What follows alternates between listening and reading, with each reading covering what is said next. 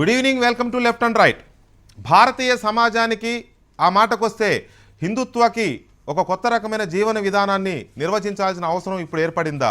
ఇప్పటికే మనం పౌరాణిక గ్రంథాలుగా పవిత్ర గ్రంథాలుగా చెప్పుకోబడుతున్న రామాయణ మహాభారతాలతో పాటు మనకు మార్గసూచి లాంటి భగవద్గీతను కూడా పునర్విరచించి ఈ మూడు గ్రంథాల్లోంచి అసలైన క్రీమును తీసుకుని ఒక కొత్త గ్రంథాన్ని రాయాల్సిన అవసరం ఎందుకు ఏర్పడుతోంది? ఆర్ఎస్ఎస్ రాష్ట్రీయ స్వయం సేవక్ సంఘ్కి ఈ ఆలోచన ఎందుకు వస్తుంది? భారతీయుల్లో కామన్ జీవన విధానాన్ని ఒకదాన్ని నిర్దేశించి ఇస్లాం క్రైస్తవ మతాల్లాగానే ఇక్కడ కూడా ఒకే జీవన విధానాన్ని చేయడం ద్వారా కులరహిత సమాజాన్ని నిర్వహించాలి, ఏర్పాటు చేయాలనే ఆర్ఎస్ఎస్ ఆలోచనలు ఎంతవరకు కార్యాచరణకి అనుకూలంగా ఉన్నాయి? అసలు ఈ ఆలోచన వెనుక ఉన్న ఉద్దేశాలు ఏంటి? మిగతా మతాలు వ్యాప్తి చెందుతున్నాయి కాబట్టి హిందుత్వంలో కొంత మార్పులు చేయాలనే ఆలోచన, లేక భారతీయ సమాజం మొత్తాన్ని ఉమ్మడి పౌరసమితిలోకి తీసుకురావాలనే కొత్త ఆలోచన ఏం జరుగుతోంది? మేనిఫెస్టోలో లేని అంశాలన్నీ తెర వెనుక నుంచి ఎందుకు తెర మీదకి వస్తున్నాయి? ఇవి ఇవాళ లెఫ్ట్ అండ్ రైట్ డిబేట్లో తీసుకోబోతున్న చర్చ.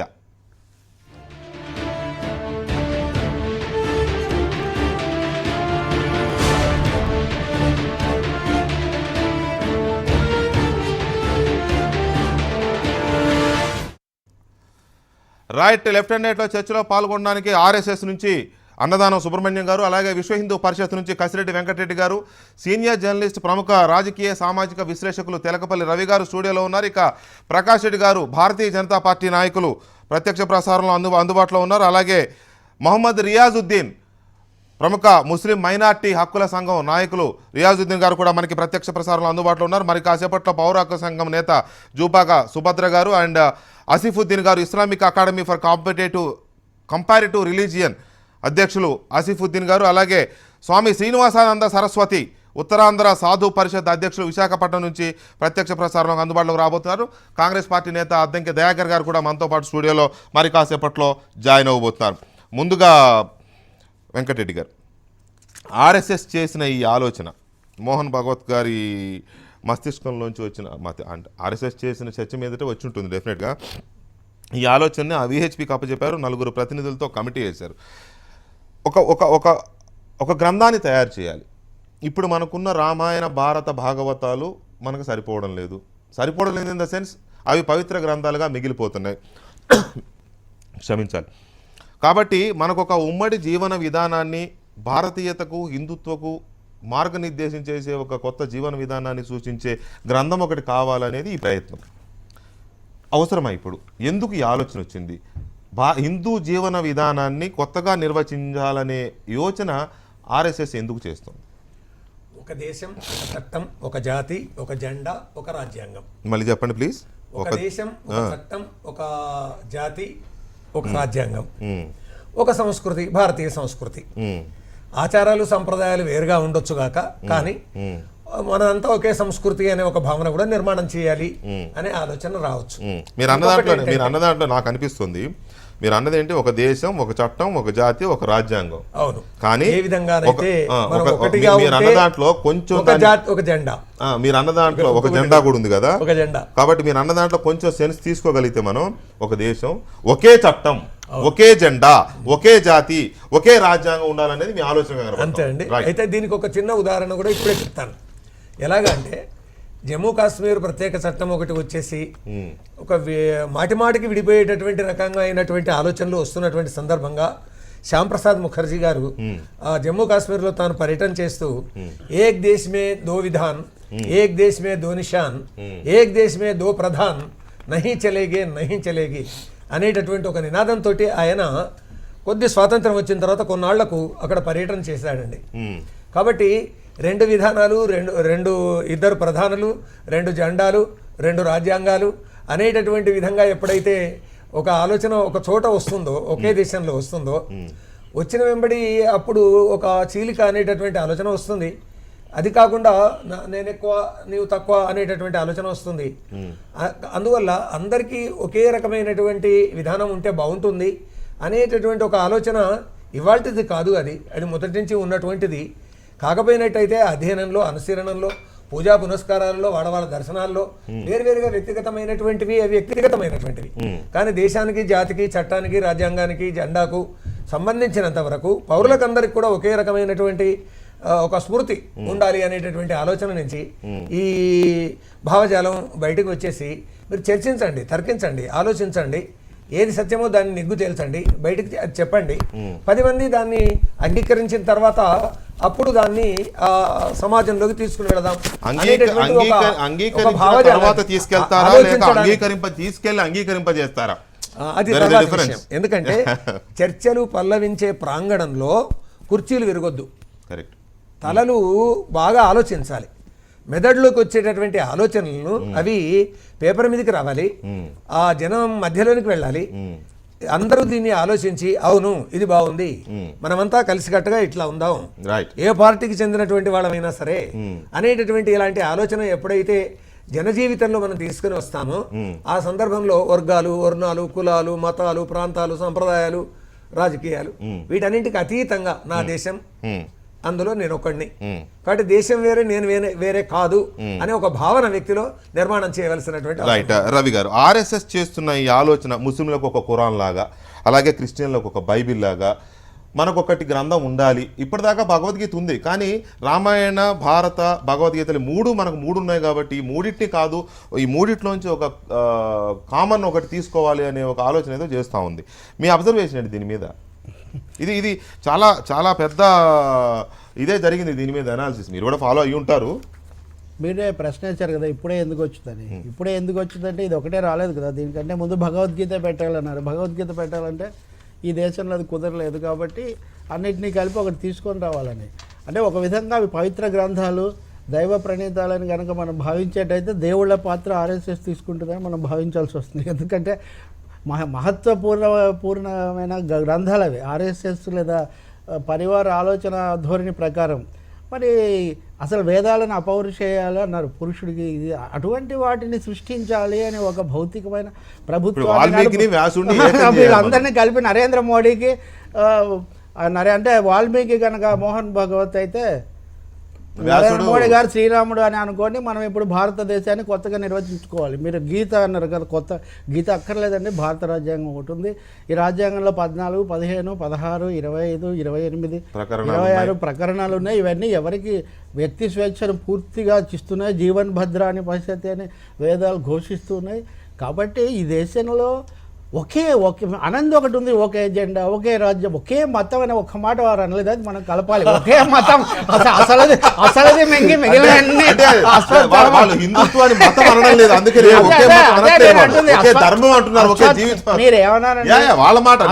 ఇప్పుడు మతం అంటే ఏంటంటే, మతం అంటే సమ్మతం, అభిమతం. ఇప్పుడు అది ఒక విధంగా అదొకటి what is unsaid is heavy అన్నట్టుగా అసలు చెప్పండి ఏంటంటే ఒక మతం అనేది చెప్పకుండా ఇవన్నీ దాని చుట్టూ చెప్పారు. అది ఈ దేశంలో మొన్న తీర్చిన తాజా లెక్కల ప్రకారం 96 కోట్ల మంది హిందువులు ఉంటే 17 కోట్ల మంది ముస్లింలు ఉన్నారు, దాదాపు 4 కోట్ల మంది క్రైస్తవులు ఉన్నారు.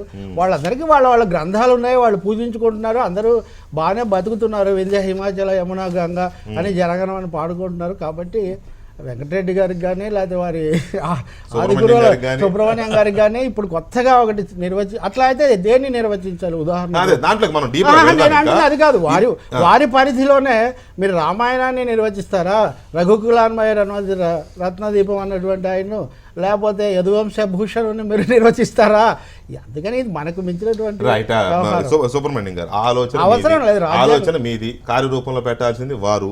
అసలు ఈ ఆలోచన ఎందుకు వచ్చింది? వారు అన్నట్టు అన్నీ బాగున్నాయి. ఇప్పుడు వెంకటరెడ్డి గారు చెప్పిన దాంట్లో ఒకే దేశం, ఒకే చట్టం, ఒకే జెండా, ఒకే జాతి, ఒకే రాజ్యాంగం, ఒకే మతం అనేది ఒకటే లేదు. కాబట్టి ఆఫ్కోర్స్ హిందూలో ఆ ఇంక్లూజివ్నెస్ ఉంది కాబట్టి ఆ ఒకే మతం చెప్పుకోవట్లేదా? ఎందుకు ఈ ఆలోచన? ఈ కొత్తగా మీరు రూపొందించబోయే ఈ గ్రంథం దేని నిర్దేశించాలనుకుంటుంది? రాజకీయాలన్నా లేకపోతే నిజంగానే జీవన విధానాన్న? మేము రూపొందించబోయేటువంటి గ్రంథం అనేటువంటిది ఏమీ లేదు. హిందూ సమాజంలో అనాదిగా అనేకమైనటువంటి పవిత్ర గ్రంథాలు ఉన్నాయి. మానవుణ్ణి ఒక గొప్పనైనటువంటి వ్యక్తిగా తీర్చిదిద్దడానికి కావలసినటువంటి ఆలోచన, ఆ విధమైనటువంటి దిశాదర్శనం అన్నీ కూడా ఆ గ్రంథాలు చేస్తున్నాయి. అయితే కాల పరిస్థితులకు అనుగుణంగా సమాజం యొక్క శ్రేయస్సు కోసం ఏ విధమైనటువంటి మార్పులు రావాలో ఆ మార్పులన్నీ హిందూ సమాజం అనాది నుంచి చేసుకుంటూనే వస్తూ ఉన్నది. హిందూ సమాజంలో ఉన్నటువంటి వాంగ్మయంలో స్మృతులు అనేటువంటివి ఉన్నాయి. స్మృతులు ఏం చెప్తున్నాయి? దేశ కాల పరిస్థితులకు అనుగుణంగా మానవ జీవన విధానము వారు భారతీయ సమాజాన్ని గురించి మాట్లాడుతున్నారా హిందూ సమాజం? నా ప్రశ్న ఇక్కడే ఉత్పన్నం అవుతుంది. నేను కూడా అదే భారతీయ సమాజాన్ని గురించి మాట్లాడుతున్నారా హిందూ సమాజం గురించి హిందూ మాట్లాడుతున్నారా? సమాజం అన్నా భారతీయ సమాజం అన్నా ఒకటే. కానీ లేదు, రాజ్యాంగం ప్రకారం అలా లేదు. ఈ దేశంలో ఇది హిందూ రాష్ట్రమే, ఇది భారతదేశమే. కాబట్టి ఈ దేశంలో ఉన్నటువంటి వాళ్ళందరూ కూడా హిందూ ధార్మికమైనటువంటి జీవన విధానాన్ని కొనసాగిస్తున్నప్పటికీ ఇందాక మీరు చెప్పినట్టు జమ్మూ ద్వీపే భరత వర్షే భరత ఖండే అన్నారు కానీ హిందూ వర్షే హిందూ ఖండే అని అనలేదు సార్. ప్రపంచ దేశాలు మీరు చెప్పండి, జమ్మూ ద్వీపే భరత వర్షే భరత ఖండే అని చదివారు కానీ ఎక్కడైనా కానీ హిందూ వర్షే హిందూ ఖండే అని చదివారా? ఒక్క ప్రమాణం చూపించండి. మీరు చెప్పండి. అవును, అదే ఆధునిక కాలం.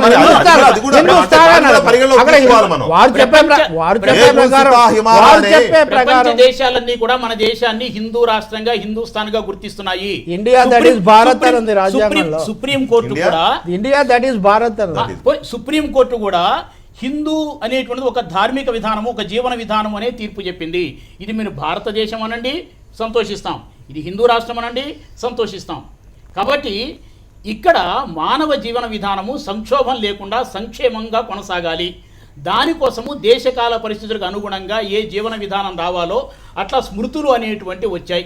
ఆ విధంగా దేశకాల పరిస్థితులకు అనుగుణంగా సామాజికమైనటువంటి మార్పులు మనం కోరుకుంటున్నాము.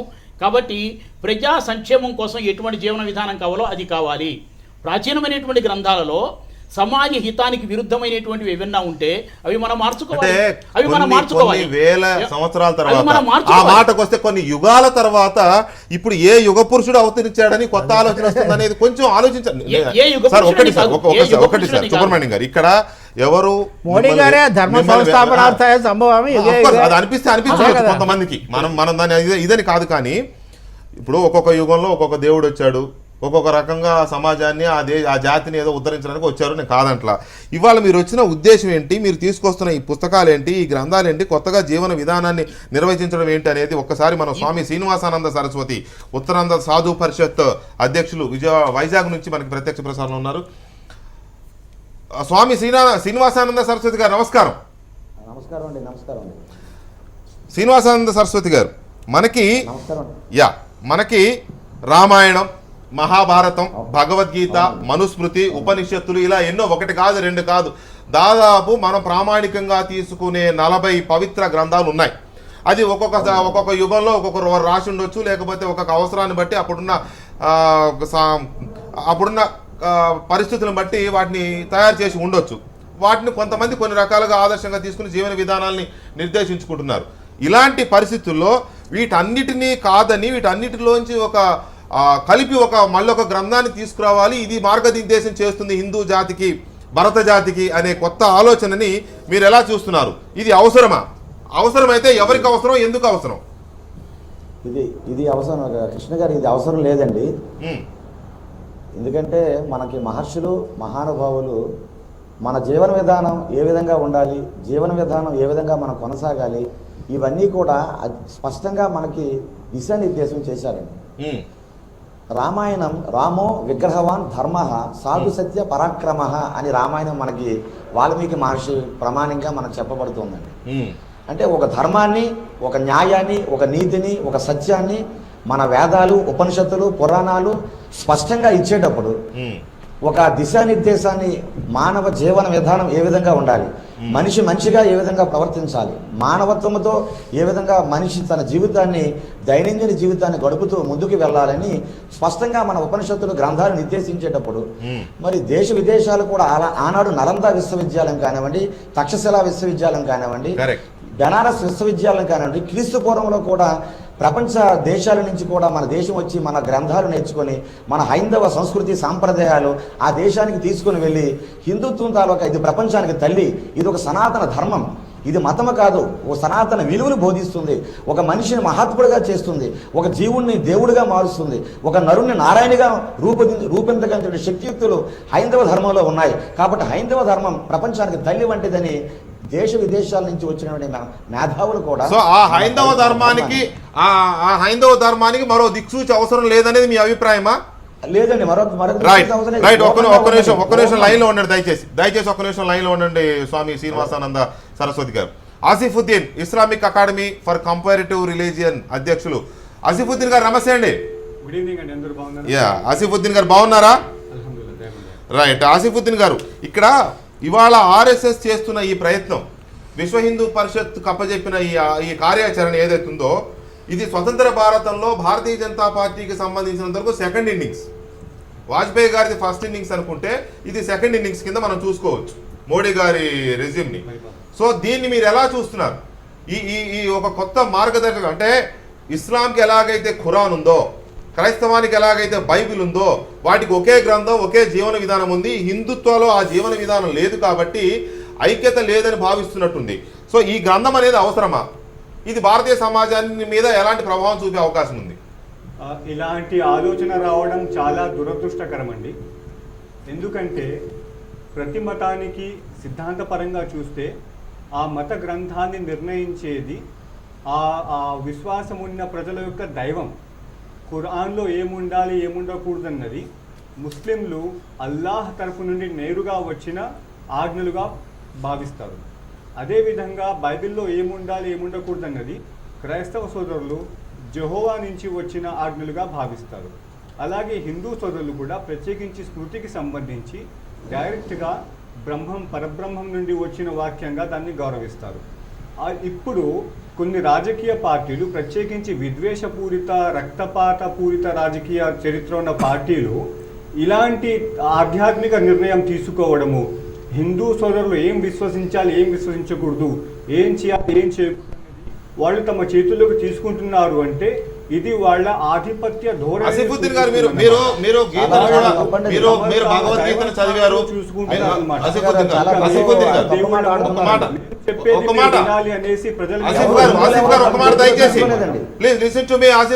దయచేసి వినండి. మీరు భగవద్గీత చదివారు, భగవద్గీతను విశ్లేషించారు, ఉపనిషత్తులు చదివాను. మీరు ఉపనిషత్తులు చదివారు. I know you very well. ఉపనిషత్తులు చదివారు, భగవద్గీత చదివారు, వాటిని విశ్లేషించారు, కొన్ని రాశారు కూడా మళ్ళీ ఆ శ్లోకాలు. సో ఇవాళ భగవద్గీత కంటే గొప్పగా హిందువులకి ఒక జీవన విధానాన్ని నిర్దేశించే గ్రంథం ఇంకేమైనా ఉంటుందా? మీరు కూడా దాన్ని ఇష్టపడే చదివి ఉంటారు కదా ఖచ్చితంగా. దానికంటే ఇంకా గొప్ప గ్రంథం ఏమైనా ఉంటుందా? ఒక వ్యాసుడు, ఒక వాల్మీకి కంటే గొప్పగా రాయగలిగే మహానుభావులు ఈ రోజున ఉన్నారా? లేరండి. ఇప్పుడు భగవద్గీతలో ఒక అందమైన సూత్రం ఉందండి. శ్రీకృష్ణుడు ఏమంటాడంటే, తస్మాత్ శాస్త్రం ప్రమాణంతే కార్యాకార్య వ్యవస్థితం. ఈ విధంగా నువ్వు ఏం చేయాలో ఏం చేయకూడదో నిర్ణయించడానికి నీకు శాస్త్రాలే ప్రమాణాలే ఉన్నాయని చెప్పేసి బోధిస్తాడు. ఆ విధంగా ఇప్పుడు ఆర్ఎస్ఎస్ అయినా, విహెచ్పి అయినా, బజరంగ్ దళ్ అయినా ఎవరైనా సరే ఇలాంటి పనికి పూనుకోవడానికి వాళ్లకు శాస్త్రాల నుండి అనుమతి ఉందా? శాస్త్రాలు ఈ రకంగా తరతరానికి కొత్తగా మీ అంతటా మీరు చట్టాలు చేసుకోండి, మీ అంతటా మీరు ధర్మగ్రంథాలు రాసుకోండి అని అనుమతిస్తున్నాయా అని మనం తరచి చూస్తే ఇది ఎంత మాత్రం కరెక్ట్ కాదనిపిస్తుంది. రెండో విషయం, వెంకటరెడ్డి గారు, కృతయే మానవ ప్రోక్త. చెప్పండి వెంకటరెడ్డి గారు, ఎంత పవిత్రత లేదు భగవద్గీతలో, ఎంత సారం లేకపోతే పరమతానికి చెందినప్పటికీ దాన్ని స్వీకరించడం ఇన్ ద సెన్స్ దాన్ని చదివి విశ్లేషించి వాళ్ళ శ్లోకాలు కూడా చెప్పగలిగే ఆసిఫుద్దీన్ లాంటి వ్యక్తులు ఉన్నప్పుడు దాన్ని ఇంకేదో సరిదిద్దుదాం, దానికి ఏదో ఇంకా కరెక్టులు చేద్దాం, కొట్టువేతలు మార్పులు చేర్పులు చేద్దాం అనే ఆలోచన రావడం అనేది కొంచెం ఆసక్తికరం. చెప్పండి, మీరు చెప్పండి. వారు చెప్పిన ప్రకారంగానే తస్మాత్ శాస్త్రం ప్రమాణంతే అన్నారు. శాస్త్రం అంటే స్మృతి. కాబట్టి కృతయుగంలో ఏ శాస్త్రం ప్రమాణంగా తీసుకోవాలని భారతీయ ధర్మశాస్త్రాలు చెప్పాయి? కృతయే మానవ ప్రోక్త. కృతయుగంలో మాత్రమే మనం ధర్మశాస్త్రాన్ని స్వీకరించాలి. త్రేతాయాం గౌతమ స్మృతి. త్రేతాయుగంలో గౌతమ స్మృతిని, గౌతముని చెప్పినటువంటి శాస్త్రాన్ని ప్రమాణంగా స్వీకరించాలి. ద్వాపరౌ శంఖలిఖితశ్చ. ద్వాపర యుగంలో శంఖలిఖిత స్మృతిని ప్రమాణంగా తీసుకోవాలి. కలౌ పరాశర స్మృతి. కలియుగంలో పరాశరుడు రాసినటువంటి స్మృతిని ప్రమాణంగా తీసుకోవాలి. కానీ ఈ 4 యుగాల్లో 4 స్మృతులను ఏదైతే ప్రమాణంగా మనం తీసుకున్నామో, భారత ప్రజాస్వామ్యంలో భారత రాజ్యాంగ స్మృతిని ప్రమాణంగా తీసుకోవాలని మేము కోరుతామండి, అంతే. రైట్. ప్రకాష్ రెడ్డి గారు, ఇవాళ ఆర్ఎస్ఎస్ మార్గదర్శకత్వంలో, ఆర్ఎస్ఎస్ దర్శకత్వంలో దేశాన్ని ఏలుతున్న భారతీయ జనతా పార్టీ, నేను తప్పని అనట్లేదండి, మళ్ళీ నేను చెప్తున్నాను, తప్పని అనడం లేదు. ఎందుకంటే వాళ్ళు కూర్చోబెట్టి రివ్యూ చేసినా సమీక్షించినా ఆ దర్శకత్వంలో చేసి మీరు కూడా దాన్ని తప్పుగా చెప్పుకోవట్లేదు కాబట్టి ఆర్ఎస్ఎస్కున్న ప్రధానమైన టూల్స్లో బీజేపీ ఒకటి ఆ టూల్ కాబట్టి నేను అలాగే మాట్లాడుతున్నాను. సో ఈ ఆలోచన మొత్తం సమాజాన్ని తెలకపల్లి రవి గారు ప్రశ్నించినట్టుగా ఇది భారతీయ సమాజం కోసమా హిందూ సమాజం కోసమా? భారతీయ సమాజం కోసం అయితే మీరు తయారు చేయబోతున్న ఈ గ్రంథం కానీ లేకపోతే మీరు తయారు చేయబోతున్న ఈ మార్గదర్శకాలు అనుకుందాం, ఇన్స్టెంట్ దానికి ఇంకా పేరు పెట్టలేదు కాబట్టి ఒక మార్గదర్శకాలు అనుకుందాం, మొత్తం భారతీయులు అందరి మీద ప్రవేశపెట్టడానికా లేకపోతే ఓన్లీ హిందువుల మీద అక్కడ కూడా ఒక ప్రవేశపెట్టాలి? చిన్న ఇది హిందూ సమాజం అంటే కూడా ఆర్ఎస్ఎస్ అని మోహన్ భగవత్ విష్ణు ఆయన ఆర్ఎస్ఎస్ కు భగవాన్ కానీ భారత హిందూ సమాజం ఒకవేళ ఎవరైనా అనుకుంటే కూడా ఒకవేళ హిందూ RSS సమాజానికి ఆయన భగవాన్ కాదు. Yeah, yeah, of నేను course. ఇందాక అన్నట్టుగా అదే వారు కూడా చెప్పారు అపౌరుషేయాలు సాక్షాత్ పైనుంచి వచ్చాయి ఏది వీళ్ళు చెప్పే విశ్వాసాల ప్రకారం వెళ్తే కూడా అటువంటిప్పుడు వాటిని పునరుల్లేఖించే అధికారం ఎవరిస్తున్నారు? Right, ప్రకాష్ హిందూ రెడ్డి గారు. సమాజం అంటే మోహన్ భాగవత్ హిందూ సమాజం మోహన్ ఎక్కువ భాగవత్ అభ్యంతరం గారు పెట్టాలి ఈ ఇక్కడ. దేశంలో ఉన్న 120 కోట్ల ప్రజల యొక్క సంక్షేమాన్ని 36% ఓట్లు వచ్చాయనుకో. హిందూ సమాజం అంటే 36% మోహన్ ఓట్లు భాగవత్ వచ్చాయి గారు బీజేపీకి. ఈ దేశంలో ఉన్నటువంటి 36% వస్తే సంపూర్ణ మొత్తం అంతా మానవాళి యొక్క లేదు. సంక్షేమాన్ని వారి యొక్క క్షేమాన్ని కోరేటువంటి వ్యక్తి తప్ప సంకుచితమైనటువంటి ధోరణి ఆర్ఎస్ఎస్కి లేదు, హిందుత్వానికి లేదు, హిందూ మత గ్రంథాలకి అంతకంటే లేదు. అలాంటప్పుడు ఇప్పుడు తెలకపల్లి రవి గారు ఇది మోహన్ భాగవత్ గారి హిందుత్వం అనేటువంటిది ఏమిటి? హిందూ సమాజం తలపెట్టింది వారే కదా. RSS కు హిందూ సమాజం కూడా సమాజంలో రావాల్సినటువంటి కాదు, మార్పు. ఈ కార్యాన్ని అదే తలపెట్టింది చాలా వారు కాబట్టి. సమాజంలో సరస్వతి గారు రావాల్సినటువంటి ఉన్నారు. మార్పుల సార్ గురించి ఒకటి సార్, చెప్తారు. నేను అనేది నేను చెప్పేది ఒకటి, ఒకటి, మీ నా ఆలోచన మాట ఒకటి మీది. వినండి. ఇప్పుడు వినాయకుడి విగ్రహాలు పెట్టారండి హైదరాబాద్ లో వీళ్ళందరూ కూడా ఆర్ఎస్ఎస్ కు లోబడి దాని ప్రకారం భగవద్ గారు చెప్పినట్టు పెడతారా? భాగవత్ గారు ఏం నమ్మకాలు చెప్పారు? వాళ్ళవి, ఈ మతం సమాజంలో వ్యక్తిగతం. ఈ సమాజంలో అంటరానితనం ఉండకూడదు అన్నారు తప్ప ఈ మంచిదే సమాజంలో సరే, అంటరానితనం అడిగిందని చెప్తా. దానికి దీనికి నిర్మూలించడం సంబంధం కోసం ఉంది. ప్రయత్నం దానికి చేయడం దీనికి తప్ప సంబంధం ఉంది. ఆర్ఎస్ఎస్ చేస్తుంది, విశ్వ హిందూ పరిషత్ ఎప్పటి నుంచో ఉంది కదా, అనేక బ్రహ్మ ధార్మిక సమాజం జాతీయ Right, అనేక right, ధార్మిక right. జాతీయ ప్రకాష్ సంస్థలన్నీ కూడా రెడ్డి గారు, చెప్పి ప్రకాష్ రెడ్డి గారు అడిగిన No, క్వశ్చన్ మీది. చాలా సరే మంచి మధ్యలో ప్రశ్న. సుబ్రహ్మణ్యం గారు కూడా అడిగిన క్వశ్చన్ మీది, దయచేసి ప్లీజ్ రెస్పాండ్. సార్ ఒక్క విషయం, నరేంద్ర మోడీ గారు ప్రధానమంత్రి అయిన తర్వాత చాలా please answer to Asifuddin. Yes sir please answer to mister Asifuddin. Asifuddin గారే చెప్పారు, అందుకోసం చెప్తున్నాను సార్. ఆసిఫుద్దీన్ గారికి సమాధానం చెప్తున్నాను సార్. నరేంద్ర మోడీ గారు ప్రధానమంత్రి అయిన తర్వాత ఒక స్పష్టమైన విషయం చాలా సార్లు స్పష్టం చేశారు సార్, 1కి 10 సార్లు. నేను భారత రాజ్యాంగాన్ని భగవద్గీతగా నమ్ముతున్నాను. రాజ్యాంగం ప్రకారం, భారత రాజ్యాంగం ప్రకారం, అంబేద్కర్ గారు రాసినటువంటి భారత రాజ్యాంగం ప్రకారం నేను పరిపాలన చేస్తాను. ఈ రాజ్యాంగమే నాకు భగవద్గీత. దానికి అనుగుణంగానే నేను ఈ రాష్ట్రాన్ని, ఈ దేశాన్ని 5 సంవత్సరాలు పరిపాలిస్తానని చాలా స్పష్టంగా చెప్పడం జరిగింది. ఎక్కడ చెప్పారట ఆయన? రాష్ట్రీయ స్వయం సేవక సంఘానికి కూడా భారత రాజ్యాంగం మీద Right, గౌరవం right, ఉంది. అంబేద్కర్ పేరే చాలా కాలం. చెప్పండి. రవి గారు అనేక సార్లు చెప్పాడు, ఒకసారి కాదు అనేక సార్లు ఒక్కసారి ఒక చెప్పాడు. ఉదాహరణ But చెప్పండి. ఒకటి ఒక్కసారి చెప్పండి. రెండో విషయం ఏంటంటే ఆర్ఎస్ఎస్ అయితే ఈరోజు రాష్ట్రీయ స్వయం సేవక సంఘం మోహన్ భగవత్ గారు అయితే ఆలోచించారో, నేనేమంటున్నా అంటే సార్ అది ఈ రోజు సమాజానికి ఉదాహరణకు మీకు లేటెస్ట్ ఉదాహరణ చెప్తాను. భగవద్గీత మీద సర్వేపల్లి రాధాకృష్ణ ఒక ఇంటర్ప్రిటేషన్ రాశాడు, ఒక ఎక్స్ప్లెనేషన్ రాశాడు, ఒక భాష్యం రాశాడు. అదేవిధంగా ఈరోజు మొత్తం భారతదేశంలో ఉన్నటువంటి అనాది వస్తున్నటువంటి అనేక సాంప్రదాయ పుస్తకాలను కానీ వాటిని కానీ ఈ రోజు సమాజానికి అర్థం చేసే విధంగా ఒక నూతనమైన ఎలా అవుతుంది సార్? నిన్నగాక మొన్ననే కదా మన విదేశాంగ శాఖ మంత్రి సుష్మా స్వరాజ్ గారు భగవద్గీతని పవిత్ర గ్రంథంగా ప్రకటించాలి దేశంలో అని చెప్పి ఆవిడ అన్నారు. నరేంద్ర మోడీ గారు ఏ దేశానికి వెళ్ళినా భగవద్గీతని గిఫ్ట్ గా ఇచ్చి వస్తున్నారు. నిన్నగాక మొన్ననే మొన్న ఎడు తిరిగి ఈ ప్రహసనం ఎప్పుడు మొదలైంది అంటే న్యూఢిల్లీలో ఆర్ఎస్ఎస్ ఎప్పుడైతే ప్రభుత్వం మొత్తాన్ని కూర్చోబెట్టి రివ్యూ చేసిందో అక్కడి నుంచి ప్రహసనం మొదలైంది. అంటే ఇదంతా ఈ 10 రోజుల 15 రోజుల వ్యవహారం ఇది సార్. మొన్న జరిగినటువంటి సమావేశానికి ఈ ఆలోచనకు ఎటువంటి సంబంధం లేదు సార్. నెంబర్ 1 నేను చాలా స్పష్టంగా చెప్తున్నా. అదేవిధంగా మొన్నటి మీటింగ్ కు భారతీయ జనతా పార్టీ అధికారంలోకి రావడానికి ఎటువంటి సంబంధం లేదు. ఆర్ఎస్ఎస్ భారతీయ జనతా పార్టీ కానీ ఆర్ఎస్ఎస్ లో ఆలోచనతో పనిచేస్తున్న అనేక సంస్థలు అనేక రంగాలలో కూడా ప్రతి సంవత్సరం కలుస్తుంటారు. నేను కూడా రివ్యూ చేస్తాను, రమ్మానండి మీ కేంద్ర మంత్రుల్ని. సార్ నేను కూడా రివ్యూ చేస్తాను, మీ కేంద్ర మంత్రులు రమ్మానండి, మా శాఖల వారీగా రివ్యూ చేస్తాను, రమ్మానండి. సార్ కేంద్ర ప్రకాష్ రెడ్డి గారు దాన్ని ఇప్పుడు అది ఇష్యూ కాదు, మీరు వెళ్ళారు. ఆర్ఎస్ఎస్ మీ మాతృక కాదని ఎవరు అనడం లేదు, దాన్ని మేము తప్పు పట్టడం లేదు. స్ఫూర్తి కేంద్రం అంటున్నాం సార్, అది మా స్ఫూర్తి కేంద్రము. పూర్తి కేంద్రమా లేకపోతే ఒకటి ఆర్ఎస్ఎస్ ఇప్పుడు జరుగుతున్న భారతీయ పరిపాలనలో ఆర్ఎస్ఎస్ కృష్ణుడైతే ప్రభుత్వము మోడీ గారు అర్జునుడు ఇది జరుగుతా ఉంది. అది దాన్ని మీరు అవునన్నా కాదన్నా ఇది కళ్ళకు కట్టబడుతున్న వాస్తవం. ఢిల్లీ సమావేశం గురించి మీరు చెప్పారు కాబట్టి మీరు ఒక్క కృష్ణ విషయం చెప్తున్నా. వెంకటేశ్వర ఢిల్లీ గారు. సమావేశంలో ఇక్కడ రివ్యూ జరిగినటువంటిది ఏమీ ఉండదు. ఢిల్లీ సమావేశంలో నిర్ణయాలు అనేటువంటివి జరిగేవి ఉండదు.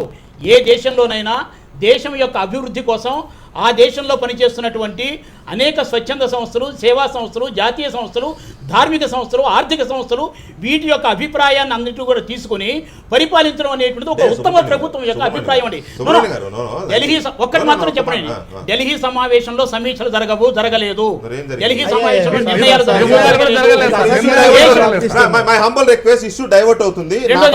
భగవద్గీత గురించి మీరు చెప్పారు కాబట్టి రష్యా దేశంలో కూడా భగవద్గీతను ఆదరిస్తున్నారు. రష్యా దేశంలో కూడా భగవద్గీతను గౌరవిస్తున్నారు. రష్యా దేశంలో కూడా భగవద్గీతను గౌరవిస్తున్నారు. అక్కడ ఉన్నటువంటి కోర్టులు కూడా వాటి మీద కేసులు చేసేసాయి. ఈ రోజున ఎందుకు మరి మనకి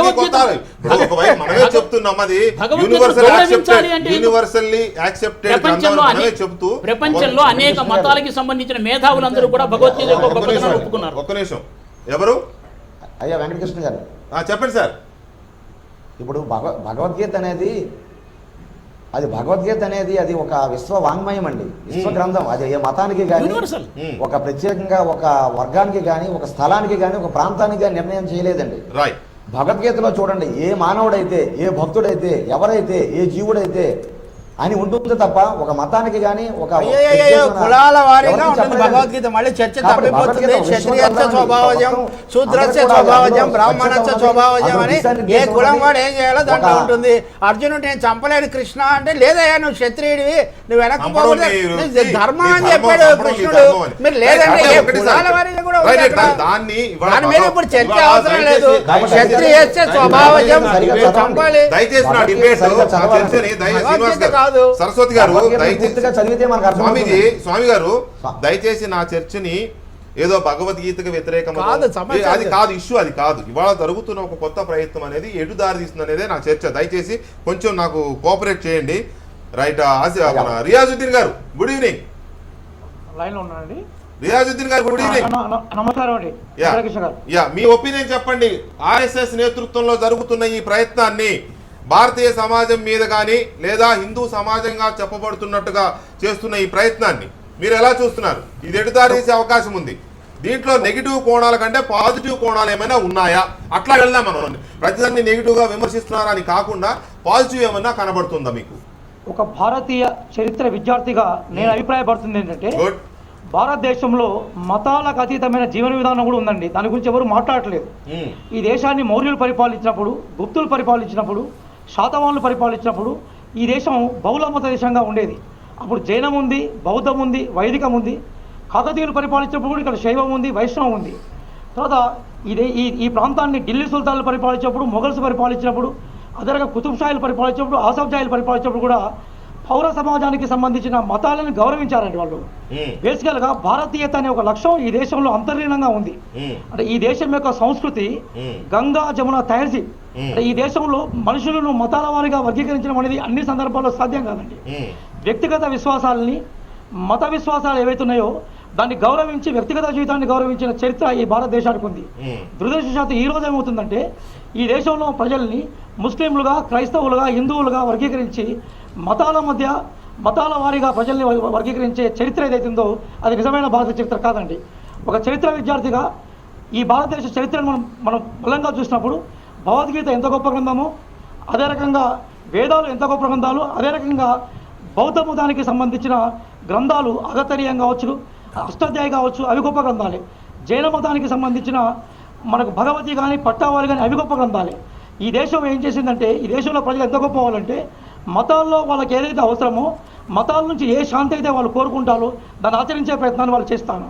కానీ ఇక్కడ కొన్ని రాజకీయ పార్టీలు కావచ్చు, కొన్ని మతానికి సంబంధించిన మూఢ విశ్వాసాన్ని కలిగి ఉన్న వాళ్ళు కావచ్చు, వాళ్ళు ఏ మతం వల్ల కావచ్చు, వాళ్ళు ఏం చేస్తారంటే ప్రజల్ని మతాల కొనుగోలు చూస్తూ ఉన్నారు. ఇట్లా కాకుండా లౌకిక సంస్కృతి ఏదైతే అది ప్రజల జీవన విధానంలో అంతర్లీనంగా ఉంది. ఒకవేళ ఆర్ఎస్ఎస్ కనుక ఒక విశ్వమానవుని నిర్మించే క్రమంలో వాళ్ళు Right. ఒక నూతన Right. సందేశాన్ని ఇచ్చినప్పుడు మనం దాన్ని ప్రగతిశీలంగా ఆలోచించడంలో తప్పులేదని నేను అభిప్రాయపడుతున్నాను. రైట్, ఒక్క నిమిషం కాకుండా అది రియాజుద్దీన్ గారు, ఒక్క దేశంగా నిమిషం ఈ దేశ ఈ ఒక్క నిమిషం రియాజుద్దీన్ గారు అనే లక్ష్యాన్ని రియాజు- గౌరవించే కోణంలో ఉన్నప్పుడు దాన్ని స్వాగతించడం తప్పులేదనేది రియాజుద్దీన్ నేను గారు, చరిత్ర విద్యార్థిగా yes, నేను ఒక్క నిమిషం. భావిస్తున్నానండి. సుభద్ర గారు నమస్కారం అండి. నమస్తే అండి. సుభద్ర గారు, అసలు అందరినీ కలుపుకొని అన్ని వర్గాలను కలుపుకొని బతకడమే భారతీయ జీవన విధానం. ఇప్పటి వరకు మనం నేర్చుకున్నది మన మన మన జీవనాడే భిన్నత్వంలో ఏకత్వం. అవునండి. భారతీయత యొక్క జీవనాడే లైఫ్ లైన్ అంటాం కదా, జీవనాడే భిన్నత్వంలో ఏకత్వం. అవును. ఇవాళ ఈ భిన్నత్వంలో ఏకత్వం అని మనం అందరం నమ్ముతున్న తరుణంలో ఓకే. ఈ జరుగుతున్న ప్రయత్నాన్ని ఒక జీవన విధానాన్ని నిర్దేశిస్తూ ఓకే. రావాలనుకుంటున్న ఒక గ్రంథాన్ని తీసుకురావాలనుకుంటున్న ఈ ప్రయత్నాన్ని మిమ్మల్ని నిర్దేశించమంటే ఏమని చెప్తారు? అసలు భారతదేశంలో లౌకిక ప్రజాస్వామ్యం అని రాసుకున్నాం మనం. ఈ మధ్య నేపాల్ పార్లమెంట్ ఒక సభ జరిగితే ఈ నేపాల్ని హిందూ దేశంగా ప్రకటించాలని అంటే మొత్తం ఆ సభ్యులంతా వ్యతిరేకించారు. అట్లనే భారతదేశం హిందూ దేశం కాకుండా ఇది ఒక లౌకిక ప్రజాస్వామ్య దేశంగా మనం ప్రకటించుకున్నాం రాజ్యాంగ రీత్యా.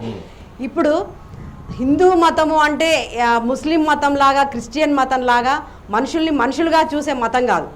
ఇది మనుషుల్ని కులాలుగా గుర్తించే కులంగానే చూస్తుంది. హిందూ మతము కులంగానే చూస్తుంది. చాలా తప్పమ్మా, చాలా హిందూ మతము మనుషుల్ని కులంగా చూస్తుంది, బానిసలుగా చూస్తుంది, కానీ మనుషులుగా చూడట్లేదు. చెప్పండి, చాలా తప్పమ్మా. కాదండి, ముస్లిం మతంలో అలాయ్ బలాయ్ తీసుకుంటారు మనుషులు, క్రిస్టియన్ మతంలో చేయి కలుపుకుంటారు, కానీ హిందూ మతంలో కనీసం నమస్కారం పెట్టడానికి కూడా 10 కిలోమీటర్ల దూరం నుంచి కూడా మనుషులు తెలియదు. హిందుత్వం అంటే మీకు తెలియదు. ఎందుకండి చూడట్లేదా? మీరు పల్లెటూర్లోకి వెళ్ళండి, పల్లెటూర్లోకి హిందూ మతం అంటే ఏంటో వాళ్ళు చెప్తారు. హిందుత్వం అంటే ఏంటో తెలియదు. మీరు భారతదేశం అంటే హిందుత్వము అంటున్నారు.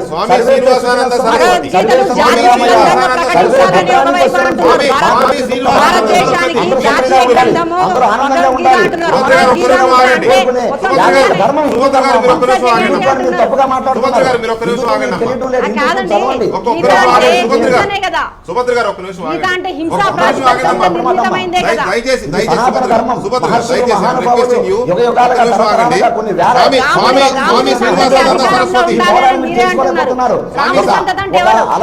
దళితులు చదువుకోవచ్చు, చెవుల సీసాలు పోయాలి, నాలుగు పోయాలనే అట్లాంటి రామ సంతతి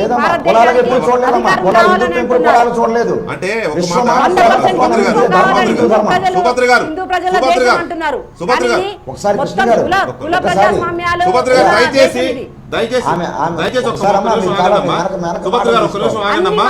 అన్ని మతాలని సమానంగా ట్రీట్ చేయాలి, ఏ మతం పట్ల మొగ్గు చూపకూడదు అనే ఒక ప్రజాస్వామ్యాన్ని రాసుకున్న భారత రాజ్యాంగం. కానీ ఇది హిందుత్వ దేశం కాదని ముందే ప్రకటించుకున్నాం. ఒక మాట సుభద్ర గారు దయచేసి ఒక్క నిమిషం ఆగండి అమ్మా. స్వామి శ్రీనివాసానంద సరస్వతి మీరు అన్నారు ఇందాక సర్వే జనా సుఖినో భవంతు అని, దాని వెనకనే ఇంకో మాట చెప్తారు, సర్వే సుజనా సుఖినో భవంతు అని. ఈ సుజనా అనే దగ్గరే వ్యవహారం అంతా. ఎవరు సర్వే సుజనా, ఎవరు సర్వే జనా సుఖినో భవంతు వరకు ఓకే, కొత్తగా దానికి ఒకటి యాడ్ చేస్తున్నారు ఈ మధ్య, సర్వే సుజనా సుఖినో భవంతు. ఈ సర్వే సుజనా అనే దగ్గర ఈ సుజనా అంటే ఉన్నవాడా, లేనివాడా, అగ్రవర్ణాల వాడా, నిమ్న వర్ణాల వాడా, ఈ క్లాసిఫికేషన్లోనే మనకి చాలా తేడాలు ఉన్నాయి. కాబట్టి ఆవిడ అభిప్రాయంలో, ఆవిడ ఆవేదనలో అర్థం ఉన్నది. అది మీ దృష్టికి రాకపోయినా నిన్నగాక మొన్న ఒక గ్రామంలో నేనే దాన్ని చేసిన పరిస్థితి ఉన్నది. కాబట్టి సమాజం మొత్తం కులరహితంగా ఉంది అని మీరు అనుకోకండి దయచేసి. మీ కళ్ళ ముందున సమాజం ఉండొచ్చు, కానీ మీకు అందరి సమాజంలో చాలా విభేదాలు ఉన్నాయి. దయచేసి ఒక్క నిమిషం సార్, దయచేసి ఒక్క నిమిషం. మొత్తం మనమే ఇచ్చేయడం కాదు. ఇక్కడ దయాకర్ గారు కాంగ్రెస్ పార్టీ నుంచి ఉన్నారు మనకి అధికార ప్రతినిధి. గో బ్రాహ్మణేభ్య సుఖినో భవంతు చిన్న తోక, సర్వే జన సుఖినో భవంతే కాదు, గో బ్రాహ్మణేభ్య సుఖినో భవంతు అని కూడా ఒకటి ఉంది. ఒక్క నిమిషం అంటే దాని అర్థం బ్రాహ్మణే ఏంటంటే, విగ్రహాల చోట కాదు, గోవుల నుంచి బ్రాహ్మణుల వరకు అని అంటే పశుపక్ష్యాదుల దగ్గర నుంచి ఊరివాడలో ఊరివాడ మేధావుల వరకు అని అర్థం. గోపాలకుడు కూడా ఉంటాడు, అందరూ ఉంటారు. గోపాలకుడు కూడా అంటే అర్థం చేసుకోవడంలో ఉంటుంది. నిజమే వెంకటరెడ్డి గారు, చెప్పలేం. ఎవరికి లాగా కూడా మనం- ఏదైనా మనం దాన్ని ఆ నిర్వచనాన్ని మనం చేసుకోవడంలో గోపాలం, గోపాలం, గోవు, అందరు సమానం అండి. ప్రపంచంలో ఉన్న 600 మంది బ్రహ్మజ్ఞానం కలిగినటువంటి వాడుగా కావాలి అనేటువంటిది ఆకాంక్ష. సార్ నేను దయాకర్ కాబట్టి అడ్డం ఇందాక కూడా రవి చెప్పాను, గారు, భగవద్గీతలోనే రవి గారు, కృష్ణుడు చాతుర్వర్ణం చెప్పాడు, బ్రాహ్మణస్య స్వభావం పది మంది చెప్పారు అన్ని ఇక్కడ. చెప్పాడు. మరి ఏ పని చేస్తారు? పంచములు దాని చూపించారు. దాని వెనకాల ఉన్నటువంటి పాదం ఏమిటి? కాదు కాదు, చాలా దాని తప్పు. interpretation అది ఏమిటి? కులం కాదు. ఒక పదాన్ని అది పట్టుకుని ఎవరైతే వరణీయతే ఇతి వర్ణః. యాస్కాచార్యుల వారు దాంట్లోకి వెళ్దాం. ఒక పదాన్ని వ్యాఖ్యానించకూడదు. తీసుకొచ్చినందుకు అంటున్నా. వారు చెప్తున్నటువంటిది ఒక వృత్తి పదాన్ని బట్టి కులంగా వ్యాఖ్యానించకూడదు. నిలబడ్డది. దాని వెనక చెప్పినటువంటి పాదం ఏమిటి? ఇప్పుడు మీరు ఏ పాత్రికేయ సందర్భంలో వృత్తి, చెప్పారు? నాది ఏ పాత్రికేయ వృత్తి పరంగా వృత్తి. చెప్పారు? పాత్రికేయ ఈ పాత్రికేయ విషయాన్ని ఏదో అందులో బ్రాహ్మణుడు రవి గారు ఆ విధంగా వ్యాఖ్యానించడం ఏదైతే ఉందో అది ధర్మం కాదు, అది న్యాయం కాదు, అది కృష్ణ గారు మధ్యలో అది ధర్మబద్ధం కాదు. ఇది కులాల చర్చ కాదు. దయచేసి ఇది కులాలకి సంబంధించినటువంటి చర్చ కాదు. కుమార్ దయచేసి హిందూ సుభద్ర మతం గారు, మీద సుభద్ర కులాలే గారు, ఉన్నాయండి. కులాలు సుభద్ర గారు, చర్చినప్పుడు మీ అందరికీ- అన్ని కులాల్ని సమానంగా చూడాలి. వృత్తులున్నాయి. అన్ని కులాల్ని సమానంగా చూడాలి. అందరూ ఒక్కటే అనే క్రాస్ భావన. టాక్ చేయడం వల్ల ప్రజలకు ఏది అర్థం కాదు. కాబట్టి దయచేసి అన్ని సుభద్ర కులాల గారు, వాళ్ళు సుభద్ర గారు, సమానమే. రియాజుద్దీన్ గారు, ఆసిఫ్ అన్ని ఉద్దీన్ గారు, కులాల వాళ్ళు ఒక్కసారి సమానమే, అన్ని మతాల వాళ్ళు సమానమే. సుబ్రహ్మణ్యం గారు, అట్లా దయచేసి లేదు, హిందూ మొత్తం మీరు మతము హైలైట్ అన్ని చేసి కులాల వాళ్ళు అనుకోకండి. సమానమే ఇంకా అన్నట్టు. కాదు. ఒక మాట ఆగండి, సుభద్ర గారు ఒక నిమిషం ఆగండి అమ్మా. ఇక్కడ దయచేసి నేను ఎవరిని అలో చేశానో వారే మాట్లాడండి, ఎందుకంటే లేకపోతే డిబేట్ పక్కదోకి వెళ్ళే అవకాశం ఉంది, అలాగే ప్రజలకు కూడా అర్థం కాదు. Please follow my guide lines, I'm requesting you, please Dayakar గారు. ఒక్కసారి మనం పొలిటికల్గా వెళ్దాం. ఇప్పటి వరకు రిలీజియస్ పరంగా లేకపోతే ధర్మం ప్రకారంగా వెళ్ళాం, మీరు దాన్ని టచ్ చేస్తారు, మీకు అవగాహన బాగుంది దాని మీద, నేను కాదనట్ల మనుస్మృతి, గీత ఇవన్నీ తెలుసు మీకు. అట్ ది సేమ్ టైం ఎన్నికల మేనిఫెస్టోలో 2014 ఎన్నికల మేనిఫెస్టోలో భారతీయ జనతా పార్టీ అభ్యర్థిగా ఉన్న నరేంద్ర మోడీ గారు కానీ ఆ పార్టీ నాయకులు కానీ చాలా రకాల అంశాలని మేనిఫెస్టోలో పేర్కొన్నారు. 3 అంశాలను పేర్కొనలేదు. ఒకటి, అయోధ్యలో రామ మందిర నిర్మాణం, రెండోది కాశ్మీర్లో ఆర్టికల్ 370 లిఫ్ట్ చేయడం, మూడోది ఉమ్మడి పౌర స్మృతి. ఈ 3 అంశాలను పేర్కొనలేదు. ఇవాళ ఆ 3 అంశాలే ప్రధాన అంశాలు అవుతున్నాయి భారతదేశంలో. మేనిఫెస్టోలో ఏ అంశాలైతే లేవో ఆ అంశాలే ఇవాళ భారతదేశంలో ప్రధాన అంశాలుగా తెర మీదకి వస్తున్నాయి. ఉమ్మడి పౌరస్మృతి ఇవాళ ఈ గ్రంథం కనుక తీసుకొస్తే ఇది ప్రామాణికం అంటే ఉమ్మడి పౌరస్మృతి ఎగిరిపోతుంది. ఆర్టికల్ 370 గురించి ఆల్రెడీ చర్చ జరుగుతూనే ఉంది. ఆల్రెడీ ఆర్ఎస్ఎస్ ప్రతినిధులు, విహెచ్పి ప్రతినిధులు ఈ రెజ్యూమ్లో ఎలాగైనా అయోధ్యలో రామాలయ నిర్మాణం చేస్తామని ఇప్పటికే ప్రకటించి ఉన్నారు అధికారంలోకి వచ్చిన తర్వాత, బీజేపీ వచ్చిన తర్వాత. సో ఈ జరుగుతున్న ప్రయత్నాన్ని మేనిఫెస్టోలో లేని అంశాలు ఏవైతే ఉన్నాయో అవే తెర మీదకి వస్తున్న తీరును చూస్తే మనం ఎలా విశ్లేషించవచ్చు? ఇదేదో నెగిటివ్ కోణం కాదు, మనం దీంట్లో కూడా పాజిటివ్ ఏమైనా ఉందా వెతుకుతాం. ఇప్పుడు భారతదేశం యూనియన్ ఆఫ్ కల్చర్ అని అంటున్నాను. యూనియన్ ఆఫ్ కల్చర్ కూడా అదే మన జీవనాడి కదా. అయితే యూనియన్ ఆఫ్ స్టేట్స్ అయింది, యూనియన్ ఆఫ్ ది ఇప్పుడు పీపుల్ అనే దానికి మనం డెఫినేషన్ ఇచ్చుకుంటప్పుడే మత ప్రసక్తి లేని రాజ్యం అనే ఉద్దేశం సెక్యులర్ బేస్ ప్రపంచంలో నీకు ఎక్కడ కూడా ఉండదు. ఆ దేశం ఆ రాజ్యాన్ని మతంతో కూడా చూసే పరిస్థితి ఉంటుంది. ఇప్పుడు అమెరికా ఉంటే క్రిస్టియానిటీని అధికార మతంగా చూస్తుంది. కానీ ఇక్కడ అప్పుడే గుర్తించిన 18 బహుళ ప్రాచుర్యంలో ఉన్న మతాలు ఉండడం వల్ల దాదాపు 3600 కులాలు ఇక్కడ అప్పటికే గుర్తించినవి ఉండడం వల్ల కులాన్ని, మతాన్ని, ప్రజాస్వామ్య పునాదులకి ఏదైతే ఇరుసుగా ఉంటే ఏది చోదక శక్తిగా ఉంటుంది అనుకున్నప్పుడు ఒకవైపు సెక్యులరిజాన్ని, మరొక వైపు రిజర్వేషన్లను కంపెన్సేటర్గా చేసిన చరిత్ర మనం ఒక 70 సంవత్సరాల క్రితమే చూస్తాం. ఇప్పుడు సమస్య ఏంటంటే మేనిఫెస్టోలో లేని అంశాలను భాజపా తీసుకురావడం వల్ల వస్తున్న ఈ విమర్శల్ని భాజపా ఎట్లా సమర్థించుకుంటుంది అనే దానికంటే ముందు ఆర్ఎస్ఎస్ అనే ఆ ఎంటిటీ ఈ ప్రభుత్వానికి కానీ దీనికి కానీ ఉన్న సంబంధం ఏంది అని అంట. హిందుత్వానికి ఆర్ఎస్ఎస్ఓ, విహెచ్పినో, ఇంకా ఎక్సో, వైఓ ఎందుకు బజరంగ్ దళ్ లాంటి ఎందుకు ప్రతీకలు అవుతాయి? ఒక సగటు ఎల్లమ్మో లేకపోతే దళితులు ఆరాధించే కట్టమైసమ్మో వీళ్ళ అభిప్రాయాలు వీళ్ళ ఆర్ఎస్ఎస్ లిమిట్స్లో కానీ ఆర్ఎస్ఎస్ పుస్తకంలోని పేజీల్లో కానీ ఈ మైసమ్మ, ఎల్లమ్మ, రేణుక ఎల్లమ్మ వీరు లేరని ఎందుకు అనుకుంటున్నారు? వాళ్ళు ఉన్నారని నేను అనుకోవట్లేదు. మను అనే నేను ఇప్పుడు ఆ కామెంట్ అందుకనే వస్తున్నా. మను అనే సన్నాసి రచనలు ఎట్లా చూడబోతుంది ఆర్ఎస్?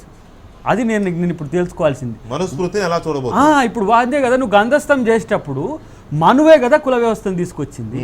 నేను ఇంకా ఇంతకుముందు మాట్లాడేటప్పుడు పెద్దలు 4 యుగాలని అంటారు. అష్టాదశ యుగాల్లో 14 యుగాలను డిలీట్ చేసిన సన్నాసివుడు అని నేను అంట.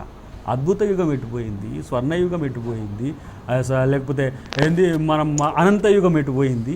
జాంబవ పురాణంలోని 14 యుగాలు 30 లక్షల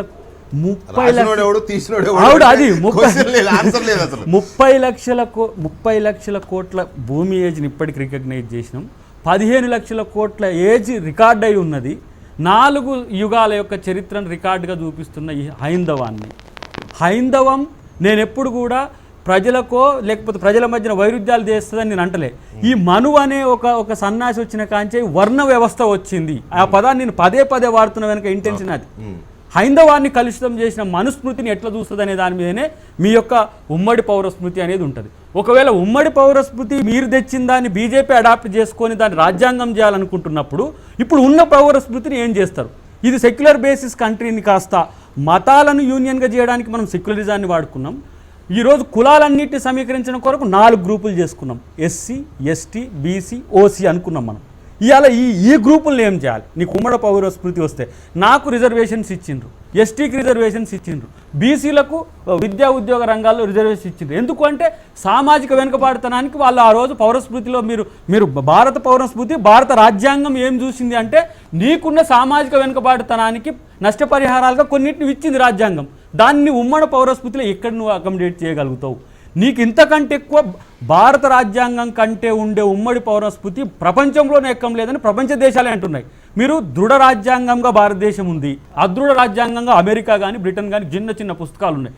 ఇన్ని పాయలుగా విడిపోయిన మతాలు, పాయలుగా విడిపోయిన కులాలు, ఈ కులాలన్నిటిని మతాలన్నిటి చేయడానికి ఒక మంచి రాజ్యాంగాన్ని మనం రాసుకుంటే మీరు రాజ్యాంగాన్ని రీరైట్ చేయడానికి ఇప్పుడు ఉమ్మడి పౌరస్మృతి పేరు మీద తీసుకురావడానికి ఒక కుట్ర జరుగుతుందని నేను అంటున్నా.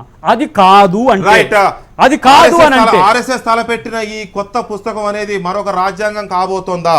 హిందువులకు కొత్త జీవన విధానాన్ని, ఒక ఉమ్మడి జీవన విధానాన్ని నిర్దేశించే పేరుతో రాజ్యాంగాన్ని మార్చే ప్రయత్నం కానీ, లేక దేశంలోని కొన్ని అంశాలను టచ్ చేయలేని, స్పృశించరాని అంశాలను స్పృశించడానికి కొన్ని శక్తులు ప్రయత్నిస్తున్నాయా? చిన్న బ్రేక్ తర్వాత చర్చిద్దాం.